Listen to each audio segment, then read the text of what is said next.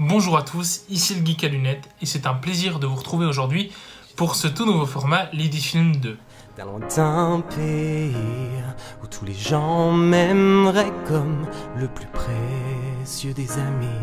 Mille échos de leur joie montent à l'infini et leur voix chante en moi. Tu es Donc c'est un nouveau format qui va s'étendre sur une très longue partie de l'année, peut-être jusqu'à janvier, février, mars, je ne sais pas. En tout cas, les épisodes ont tous été tournés cet été, mais ça va permettre au moins d'alimenter la chaîne quand on n'aura pas d'autres vidéos à vous fournir. Donc le concept est très simple.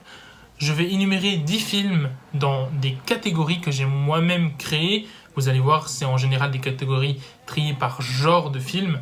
Mais bon, il y a des catégories un peu à part, on va dire. Et donc, je vais énumérer ces 10 films, vous donner mon avis dessus. Et à la fin de cette série, donc où il y a 14-15 catégories, je crois, eh bien, je vous ferai une dernière vidéo avec les 10 films ou les 20 films de ma vie. J'ai pas encore décidé s'il y en aura 10 ou 20, c'est selon mon ressenti, si j'arrive à en choisir 10, ou s'il faut que je vous en donne plus pour vraiment vous exprimer mon ressenti de cinéphile.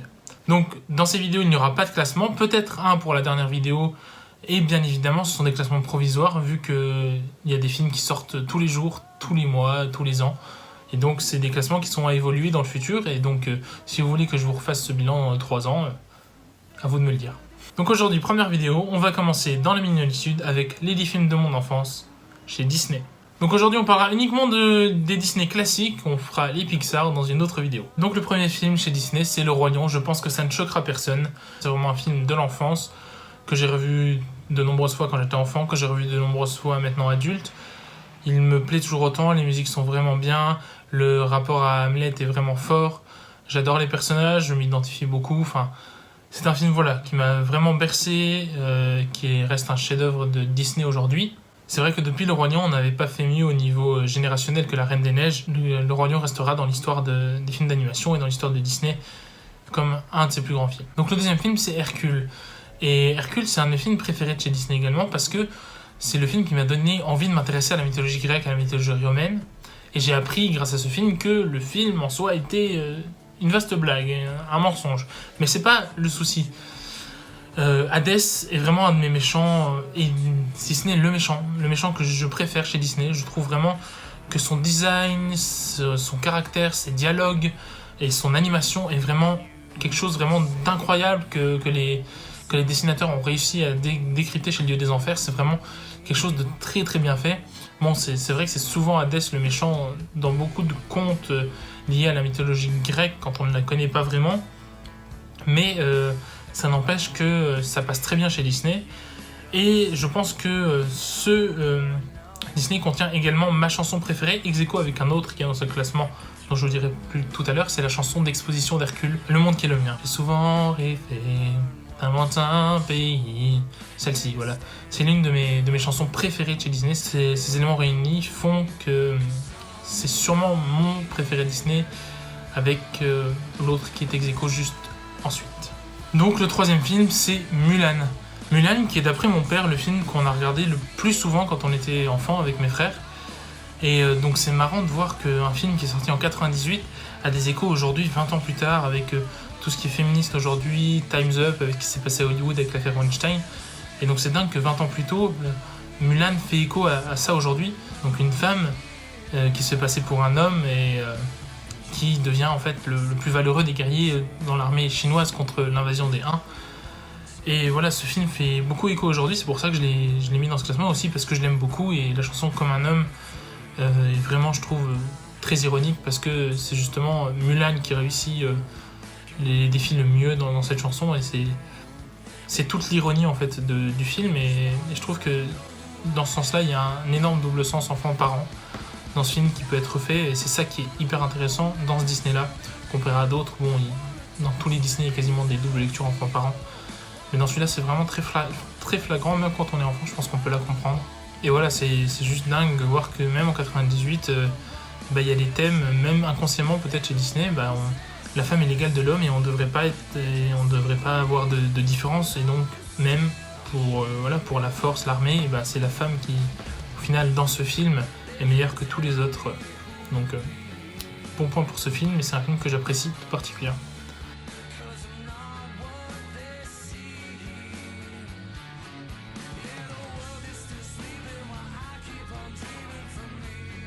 Ensuite, on arrive à Frères des ours. Alors, j'ai un rapport très bizarre avec Frères des ours, je l'apprécie énormément parce que c'est Phil Collins qui en interprète les chansons. Je m'en vais, voilà. C'est une super chanson, vraiment que j'aime beaucoup. Et je trouve que voilà, il est un peu bâtard ce film parce que c'est à la mi entre DreamWorks et Disney, je dirais. C'est un vrai Disney, hein, mais c'est fait par le studio Disney. Mais je trouve que l'histoire en soi, elle est faite au début des années 2000, voilà, donc quand Disney cherchait encore un peu pour le renouveau. Mais ouais, et puis je trouve que cette idée de totem, de partir dans les tribus inuites, voilà, c'est une très très bonne idée. Le fait de le transformer en ours, voilà, ils ont repris un peu cette idée avec Cusco plus tard, ça n'a pas trop fonctionné. L'idée là de Koda et de Kenai, c'est une super idée, le fait que tout est lié, que Kenai a tué la maman de Koda. C'est vraiment très intelligent, le fait qu'il veuille rester ours à la fin. Enfin, voilà, je trouve ça, il y a une bonne morale derrière tout ça.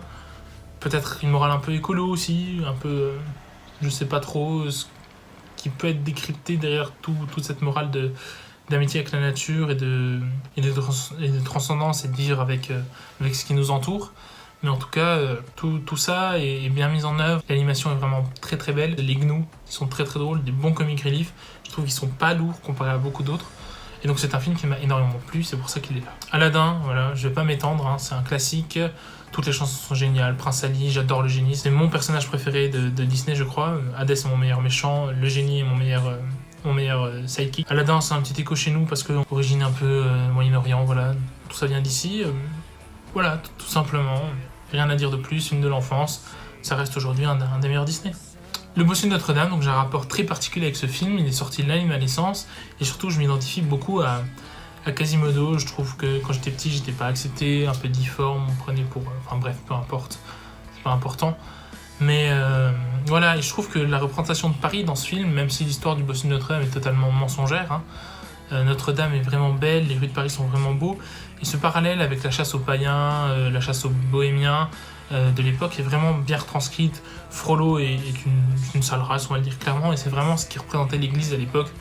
Et c'est hyper intéressant de mettre ça dans un film pour enfants, même si la fin est embellie bien évidemment, mais je trouve ça très intéressant de faire en sorte que ce soit exprimé ainsi dans un film qui vise justement les enfants adolescents. Et ça permet plus tard quand ils grandissent de revoir ce film comme moi je l'ai fait et de comprendre ces choses-là qui peuvent être peut-être plus difficiles ou moins attrayantes à comprendre quand on lit l'œuvre originelle ou quand on apprend les cours à l'école ou en s'intéressant à l'histoire sur internet ou autre. Donc ça c'est cool. Deuxième chose, les gargouilles, la schizophrénie possible de Quasimodo, c'est une hypothèse, est vraiment bien, vraiment sympa, c'est vachement cool, quoi. Voilà pour le Bossu de Notre-Dame. Les Mondes de Ralph, c'est le film le plus récent dans les 10. Et j'ai beaucoup aimé ce film parce que ça parle de jeux vidéo et je trouve que avant Ready Player One, c'était un film qui avait bien compris le système des bornes d'arcade, qui avait bien compris que le jeu vidéo, voilà, c'était quelque chose de très intéressant et que on pouvait faire beaucoup de choses avec ça. Le twist de fin avec mince, j'ai oublié, Turbo est vraiment excellent. Enfin, Les Mondes de Ralph est vraiment bien, Vanellope est trop drôle et le fait voilà de vouloir s'échapper de sa condition, parce que c'est exactement ça, grave. Il veut plus être le méchant, s'échapper de sa condition, de devenir autre chose. Et ben ça c'est un sous-message qui est vraiment très intéressant, je vous laisse regarder le film si vous ne l'avez pas vu, c'est un film qui est ultra sous-coté, allez-y foncez, je sais qu'In The Panda a dit ça il n'y a pas 2 jours dans sa vidéo mais j'avais prévu d'en parler donc voilà tant pis, je prévois de parler de 2 autres films là, pour terminer et dont il a parlé aussi. Enfin bref, ça arrive, j'aurais dû tourner la vidéo avant. Atlantide, film ultra sous-coté, il n'y a pas de chanson dans celui-là comme dans Les Mondes de Ralph, mais que dire, Disney cherchait, c'était une très très bonne idée. Enfin, c'est un film un peu plus noir que les autres. La Cité de l'Atlantide, c'est une très très bonne idée. Bon, on passe un peu vite, c'est vrai. Le film aurait mérité une demi-heure de plus, peut-être pour développer un peu plus la cité, le langage et tout. Mais ce peuple qui a tellement peur de la civilisation à la surface, de peur qu'ils leur prennent tout, d'oublier leur langage, d'oublier comment fonctionne tout ça, c'est génial. Et que ce soit le gars scientifique complètement exclu de la surface qui arrive et qui connaît la langue avec le manuscrit du berger, l'étoile du berger qui a guidé les rois mages jusqu'à Jésus. Enfin voilà, il y a énormément de symbolique dans ce film, c'est génial. Foncez le voir si vous ne l'avez pas vu, c'est ultra sous-coté encore une fois comme Les Mondes de Ralph. Enfin voilà, j'ai rien d'autre à vous dire, l'animation est dingue, Atlantide c'est dingue, enfin, la cité, la scène d'ouverture c'est un génocide pour vous dire, c'est pas rien. Donc voilà. Atlantide, l'Empire perdu, Foncez, c'est dingue. Et le dernier de cette liste de 10, La planète au trésor, qui est sûrement mon Disney préféré. Parce que sous-côté, donc il faut le mettre en avant, et c'est peut-être aussi parce qu'il y a beaucoup d'avis négatifs sur le film qu'il en est devenu mon Disney préféré. La meilleure chanson de Disney, chantée par David Hallyday en français, et Here I Am, c'est le titre en VO, meilleur en VO pour une fois, du coup. Et donc voilà, qui est ma chanson préférée avec celle d'Hercule. Et voilà, mon héros, Jim, il est génial, Jim, putain. C'est une reprise de l'île au trésor, voilà. C'est à peu près pareil, l'histoire, c'est dingue. Puis même, c'est beaucoup plus mature. Je l'ai vu quand j'étais ado, donc on s'identifie beaucoup à Jim. Et super film, enfin j'ai rien d'autre à vous dire quoi sur la planète au trésor, à part foncer le voir, et encore une fois, il est ultra sous-coté. C'est dommage. Bon, je vous ai donné les gros classiques, forcément, mais j'espère que je vous aurai fait découvrir Les Mondes de Ralph, Atlantide, Planète au Trésor et Les Frères des Ours si vous ne les connaissez pas et si vous les aviez oubliés depuis. Mais foncez les revoir parce que ce sont de très très bons films. Donc voilà, j'espère que je vous aurai fait découvrir quelques films que vous aviez oubliés ou que vous ne connaissez pas tout simplement. Et foncez voir ceux que je vous ai dit de voir. Les gros classiques, vous les connaissez de toute façon. N'hésitez pas à lâcher un pouce bleu, à vous abonner si ce n'est pas déjà fait, à commenter, à me donner votre liste des 10 films Disney que vous préférez. C'était le Geek à lunettes, on se revoit très bientôt pour une autre vidéo. Finité, in cantatem.